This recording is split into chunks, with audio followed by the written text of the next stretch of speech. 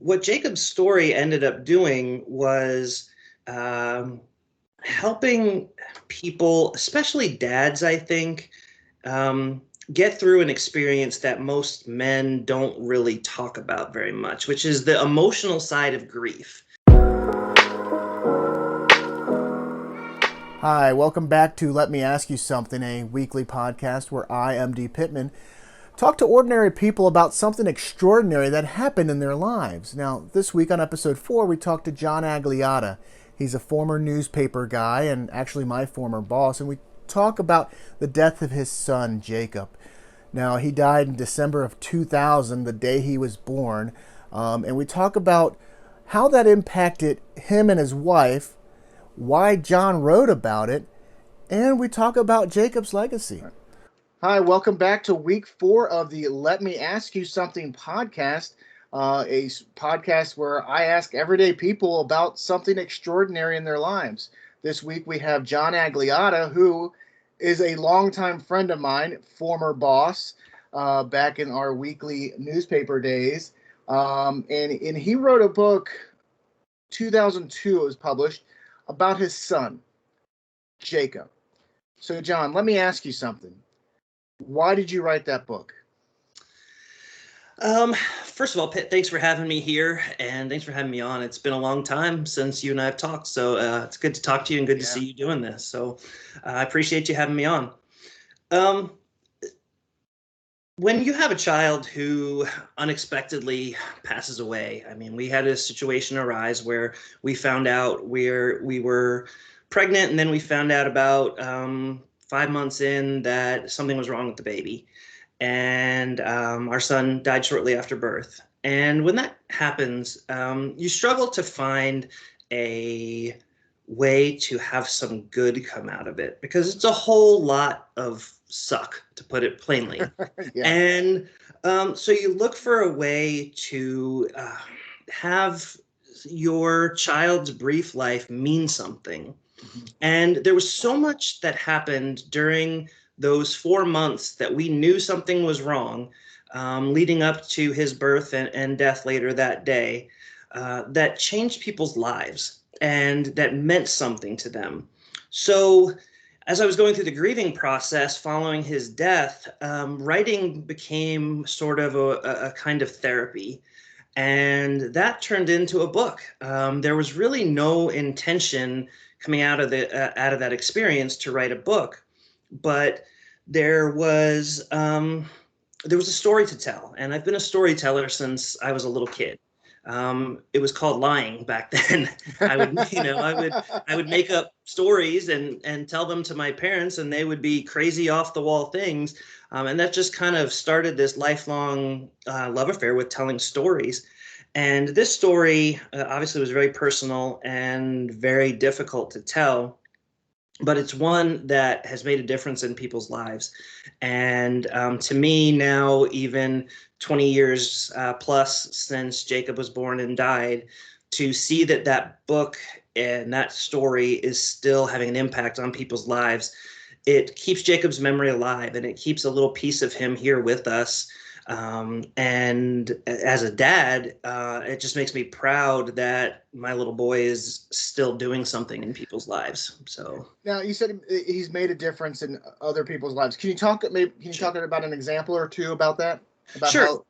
Yeah. When we were young and naive when we had Jacob. We were 26 years old, my wife Carla and I, and we didn't think that, you always knew that things could go wrong with the pregnancy, but we had lived a pretty idyllic life, both of us growing up and then early in our marriage.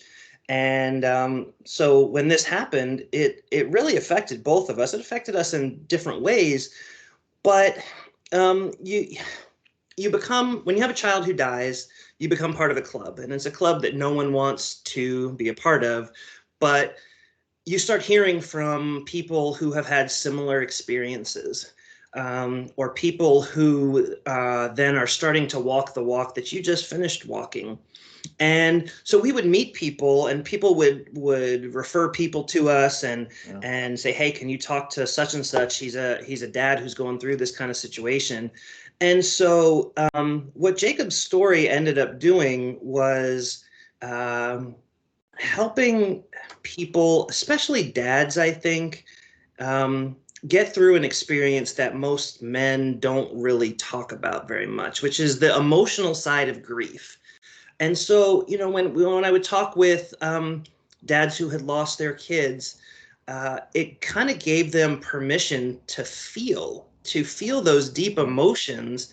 And it was through being vulnerable myself and putting my emotions out there about what I was going through at the time and what I was still going through, that it just kind of opened the door for other guys to feel the same things. And because it's not right, but I mean, it's stereotypically men hold in feelings even though they shouldn't. And I know there's a big push lately, I know on social media, where you're seeing more dads and men share their emotions, because before they thought that was a sign of weakness, but it's really not. It's actually a sign of strength. Right. And I was, I grew up as a very emotional kid, very, very emotionally centered, and wore my heart on my sleeve through a variety of circumstances. And so when this all started to happen, it just kind of happened that I lived it very publicly in the age before social media. It was, Facebook didn't exist. None of Caring Bridge didn't exist. And so it was very much just through emails and conversations and things like that. And so the book ended up becoming kind of just like a key to a door to have conversations with people about something that a lot of people don't talk about, and that it's really, really difficult for people who love someone who has lost a child to know what to say and what to do. And I think perhaps more importantly, or as importantly, knowing what not to say and not to do to make a situation worse. So I think just by being vulnerable, it's made conversations easier for people to have. Yeah, you get that foot and mouth disease. Right, exactly. Now, how long had you and your wife been married when Jacob died?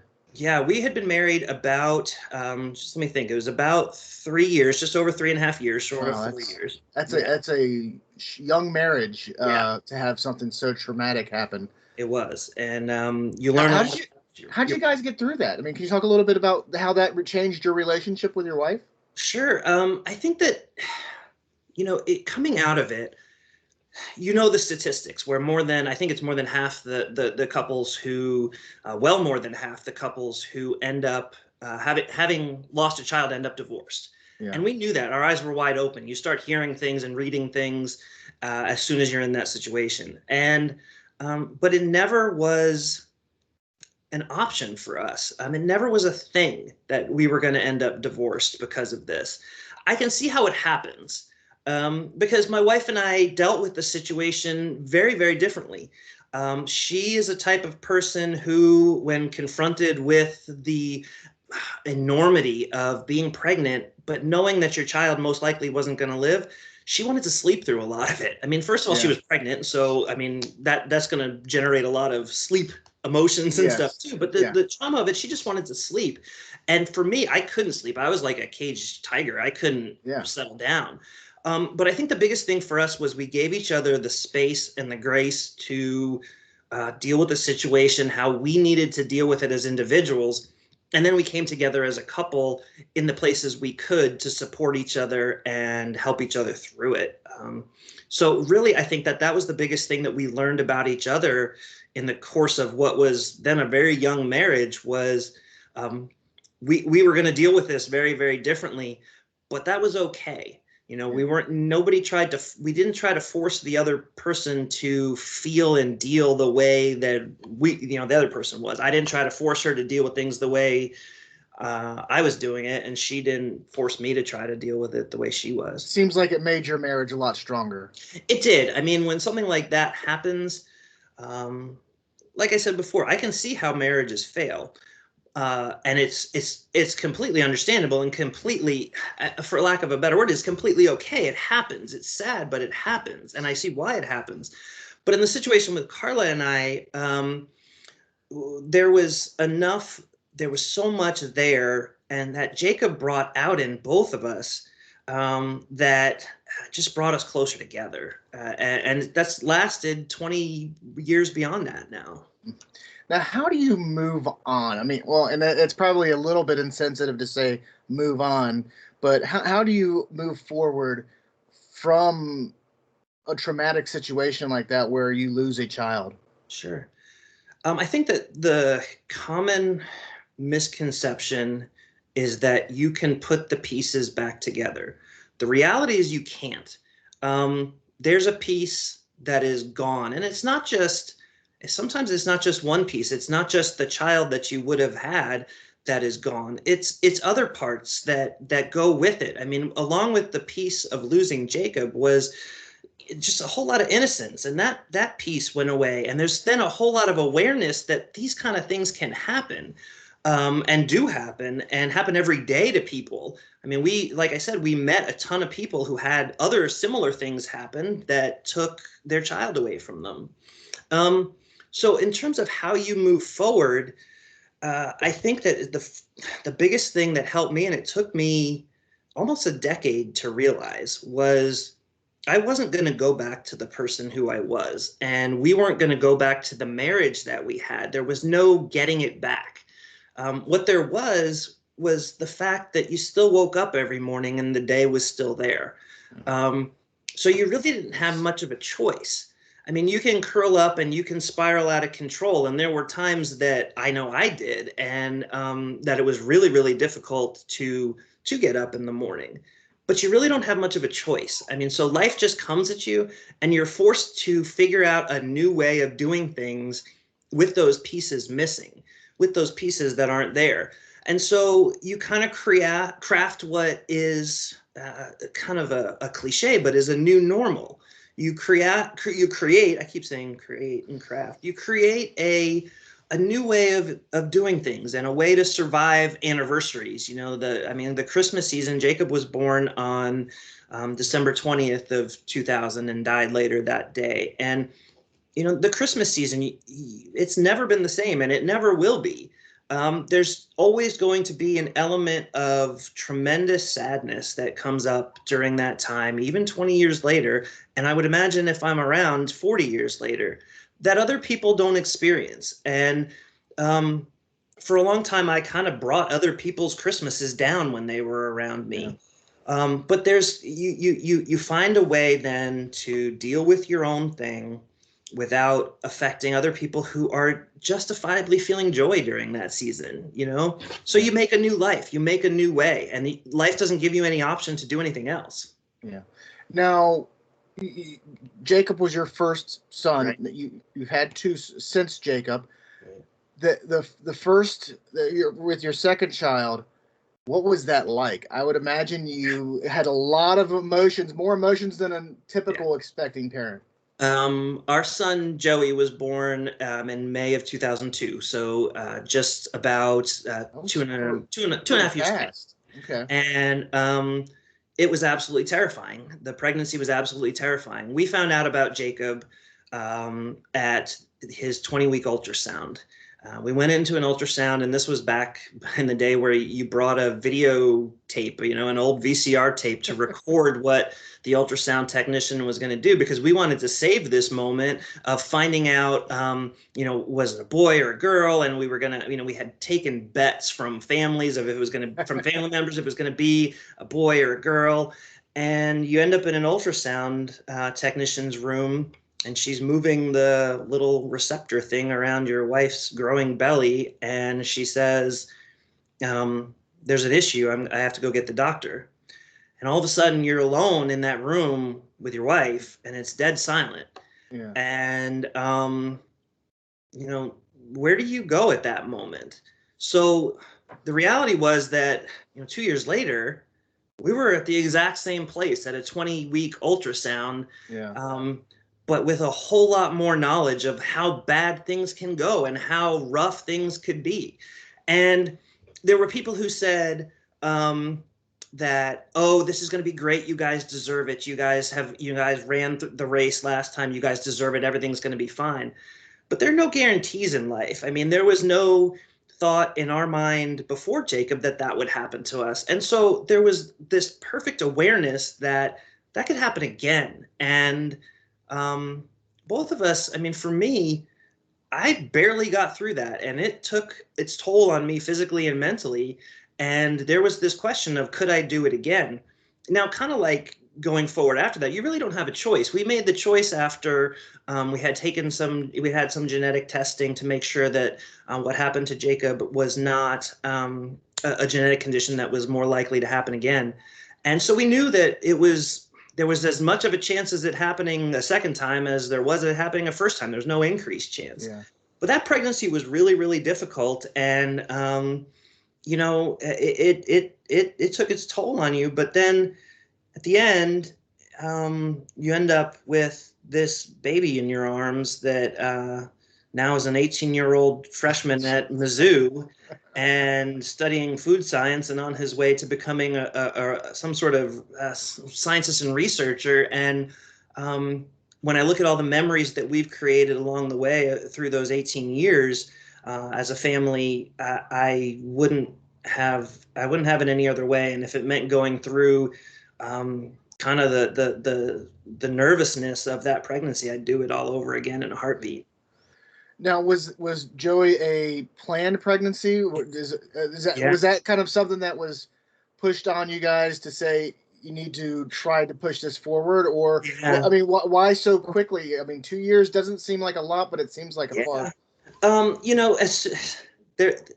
File this under the list of things that you should never say to someone who has lost a child. But we had people who pretty soon after Jacob had died were saying, well, at least you guys are young, you can have another. And it's like, it's like that child is going to somehow take Jacob's place and fill a hole that can't be filled by another child. So really what it came down to for Carla and I was we knew we would be pretty good parents, and we knew this was something we wanted to do, and kind of caring for Jacob while he was with us inside Carla was somewhat like it was somewhat like parenting, and we took care of that kid as well as we could in the form that he was in for those 4 months. And we knew that there was this huge desire in us to be parents. And so when it came time to say, okay, do we or don't we, I think both of us had done a lot of healing and done a lot of processing and done a lot of growing, and we were ready. And there was nobody who could have gotten us ready other than us for what was to come. I mean, it was just something that kind of happened because of, and part of that was because of Jacob. I mean, it was a direct result of Jacob that we were able to be as strong. I mean, Carla is a tremendously strong woman, and for her to have carried a baby for 4 months that she knew likely wasn't going to live, and then say, I'm willing to try this again, takes a strength that as a man, I can't understand. I mean, I can try to appreciate it, but I really don't get what that's like. But you learn a lot about your spouse in these situations. And what I learned most was exactly how strong of a woman she is. And it just created this admiration for her that goes on to this day. All right. So you wrote a novelization of Jacob's story that came out in 2002. This novelization called The Envelope came out in 2014. Why'd you write that book? So over the course of the 10 years in between when Jacob's story came out and when I started to write The Envelope, I talked with a ton of people, and I learned a lot of things about grief and about suffering and about loss. And a lot of it would come back to the question of, why does this happen? I think that there's so many ways to look at this question of why do children die, whether it's a baby or an 8-year-old or a 14-year-old or a 16-year-old. Parents aren't meant to bury their children. That's not how it's supposed to go. And so people search for answers. And so in the course of those 10 years in between Jacob's story and the envelope, I had done some public speaking at different events and talked with a ton of people as part of this club, like I said, where other parents, you just sort of find them, other people who have gone through this loss. And it was this journey of figuring out the why. Why does this kind of thing happen? And for me, the answer I came to was in those conversations that I was having. It was those very conversations. And I think the thing that I realized most was these kind of things happen and we suffer as individuals, whether it be through the loss of a child or the loss of a job or something, something else, a loss of a parent to cancer or whatever that we might suffer. It happens because other people are going to have the same thing happen to them. Yeah. And having gone through that yourself, you are better able to be a support to the person who comes after you. So for me, what the envelope really shows and what I really wanted it to illustrate was that we're all links in a chain, and this chain has the potential to go on forever. But for that to happen, we each need to play our part. We each need to be that link in the chain. And that means that when we're confronted with the thing that we're suffering, we're confronted with a difficult situation, we have to run that race. And listen, I don't begrudge anybody who can't do it. And there are tons of situations in which suicide is the person's answer. And I pray that that's not the choice people take. Because I think that when we move forward and we run our race and we become that link in a chain, then we bring good from tough situations. It just shows the connectedness of humanity that, you can label it under a dad who had a son die, or a guy who lost his job, or a son whose dad had cancer. But we're all going to suffer something. It's just the way of life. Yeah. And the way to get through it is genuine community. And I'm not talking, I like social media and things like that, but it's in getting into the trenches at this deep level and staying there. Human interaction, like right. real life interaction. Exactly. And it's in getting into the trenches with somebody in the midst of their pain and not feeling like you have to say anything or do anything other than let that person know that you're there and you're not going anywhere. People tried to say a lot of things and did say a lot of helpful things during this whole journey. But the people who were the most special and who did the most good were simply the people who got into the trenches in whatever way they could and stayed there, and weren't afraid of the ugly stuff that came out of it and just were there. It's your presence more than your words that is going to mean something to people who are suffering. So how often do you talk about this? You said you speak about this, but how often, I'm sure early on it was a lot, but how often are you asked to talk about this and how do you present this? Yeah, it's been a while now since I've done any sort of formal presentation. And, I think that for me, there was a time that I just needed to step back from kind of living this as publicly as I was, and needed to finish my own healing. And that, I think, was in the wake of the envelope. I just needed some time to finish this section of whatever this whole thing is. And so, I haven't done a lot of speaking lately. When I did, and when I do, I think my tactic in terms of trying to reach people, it obviously depends on your audience. And I've spoken to groups as large as 500 and as small as 5. And the message is really the same. And it's trying to get people to see through this little boy who could do nothing on his own, that he had a voice that brought people together. I think one of the things Jacob did has to do with kind of in the religious and spiritual realm, in that it's a very fractured religious environment out there, and it's been for a long time, in terms of, you got all these different denominations of Christianity, and there's Judaism and different forms of Judaism, and Islam, and all of this sort of stuff that's out there. And there's so many things that seek to divide us, be it in religion or in anything else, these days. And what Jacob did was show that without the aid of social media at the time, thousands of people could come together with one common goal and one common prayer. And it didn't matter whether you were Baptist or Lutheran or Catholic or Jewish or whatever you might be. There's something about the innocence of a child, of a defenseless child, that has the ability to bring people together. And so when I talk about Jacob to others, whether that's a one-on-one conversation like you and I are having, or whether it's a presentation, it's basically to say that for everything that divides us, there are these things out there that can unify us, and those are the things that matter. And those are the things that Jacob, I believe, came here to help teach us.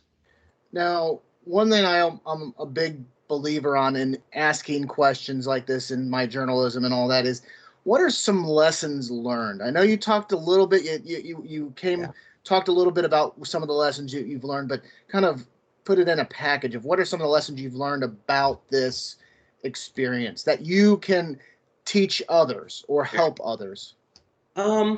I think that one of the main things that I learned that I would pass on to others, other than what I've shared, is as a man. I mean, as a guy, and all the stereotypes that are out there and that we're supposed to believe, and who we're supposed to be.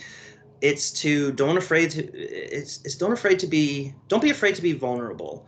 Don't be afraid to say, I know I'm supposed to have this, but I don't have this, and I need help. I wouldn't have gotten through this without leaning on friends and family. I know that for a fact. There's a misconception about supposedly God never giving us too much to handle, and I don't see that in the Bible, and I didn't live that. This was way too much for anybody to handle, I think. But I do believe in God, and I do believe that God brought people into my life at this time to help me through it and help us as a family through it. And so we just had to be willing to lean on people. So I think that's a big, big lesson. And I also think that one of the big things I learned is to be paying attention to the journey, whatever you're doing. I think that's made me a better storyteller, because along the way, in those 4 months that Carla was pregnant with Jacob and before he died, we crossed paths with a lot of people. And these are some people that I hold dear to this day. And many of them were the doctors we saw, who, instead of going about their job clinically, shared the emotions with us and cried with us when Jacob was born, and made special trips to the hospital 5 days before Christmas to meet him after experiencing his journey at that time, and just for wanting a chance to get to hold him. So part of it is to pay attention to the journey, and part of it is to don't be afraid to share your journey. There's other people out there who are going to benefit from it. So, there's something to be said, I think, about living life openly with the genuine emotions that you feel and the experiences that you share, because other people can benefit from them. And I think, again, that just goes back to the whole link in a chain thing. We're all links in a chain, and links in many people's chains. So be that link. Great. Now, one thing I'm known for too, and I keep this in my repertoire as well, is to ask stupid questions, because stupid questions elicit good responses. Sure. And this may not really be a stupid question, but it seems stupid in my mind. Could you talk a little bit about what Jacob's legacy is? It's for someone who lived a day, he's having a huge impact on people's lives. Yeah, it wasn't so stupid. No, it's not. It's not. I think it's a very good question. And I think really that's something that I realized early on in experiencing, it, there was such a grief. The worst grief that I had occurred after that ultrasound, not after Jacob died, because there was this level of acceptance in me that Jacob was going to die, and we were going to do everything that we could to make that not happen. Mm-hmm. But the odds were astronomically against us. And so that grief for me happened early on. And I grew to see, when I started seeing the good that Jacob was doing in other people's lives and what he was starting to craft in my own life, in terms of just a bigger awareness of uh, the little things around you that you can appreciate every day. I think Jacob's legacy is that it's just a different definition of what a lifetime is. You know, when you talk about um, a lifetime, most times people are thinking of these grand 90-year lives that and this huge legacy of children and grandchildren and great grandchildren and um, awards and recognitions and honors. And Jacob showed that you don't need 90 years or 80 years or 70 years to accomplish big things. Um, you just need to be that link in the chain. And so for me, what Jacob showed was, you know, just live the time you have. Um, I just was Jacob's mouthpiece because he couldn't talk. Jacob was there to teach these lessons, and I was fortunate enough to be his dad and be able to share those lessons. And again, those lessons are in how we really, there's so much opportunity for unity out there if we stop paying attention to the things that divide us and really come back to the basics of just the innocence of a little child and what he can mean for people.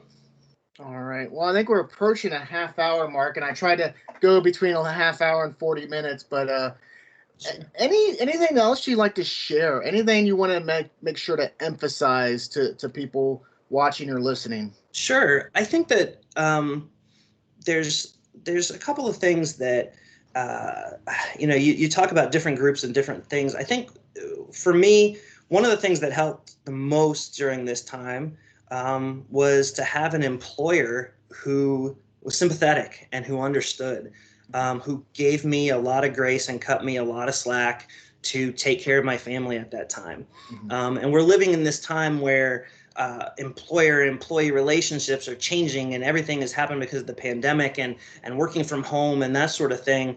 That there's it's just a different environment than it used to be, and there's something that I found and I was very grateful for was in the newspaper world, which is not an easy business, as you know. No, it is not.